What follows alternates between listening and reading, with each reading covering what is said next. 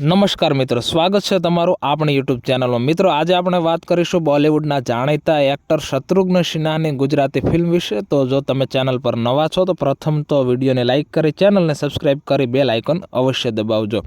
વાત કરીએ તો વર્ષ 1978ની અંદર એક ગુજરાતી ફિલ્મ આવેલી ભાગ્યલક્ષ્મી, કે જેને ગૌરવ એન્ટરપ્રાઇઝ દ્વારા બનાવવામાં આવેલી।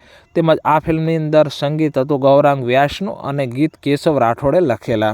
વાત કરીએ આ ફિલ્મના એક્ટરોની, તો આ ફિલ્મની અંદર આપણને શત્રુઘ્ન સિન્હા, રીના રોય, રીટા ભાદુરી, કિરણ કુમાર, અમજદ ખાન, રણજીત, મધુ માલિની, મહેશ કોઠારે, મૂળરાજ રાજડા, રેખા પરમાર, હરિતા દવે, દેવયાની ઠક્કર, મહેશ દેસાઈ, મહેશ જોશી અને દીનુ ત્રિવેદી જોવા મળેલા। જોવા જઈએ તો ભાગ્યલક્ષ્મી ફિલ્મની પૂરી સ્ટારકાસ્ટ બોલિવૂડની જ હતી, જેમ કે શત્રુઘ્ન સિન્હા, રણજીત રાજ, અમજદ ખાન તેમજ રીટા ભાદુરી, રીના રોય, કિરણ કુમાર વગેરે હિન્દી ફિલ્મોની અંદર પણ જોવા મળતા। એટલે આ ગુજરાતીમાં બનેલી બોલિવૂડ ફિલ્મ કહી શકાય। તેમજ આ ફિલ્મની અંદર શત્રુઘ્ન સિન્હાએ સૌપ્રથમ વખત ગુજરાતી ફિલ્મમાં કામ કરેલું અને આ ફિલ્મની અંદર શત્રુઘ્ન સિન્હાએ એક ડાકુનું પાત્ર ભજવેલું। તો આપને આ માહિતી કેવી લાગી તે કોમેન્ટ કરી અવશ્ય જણાવજો। જય હિન્દ, વંદે માતરમ।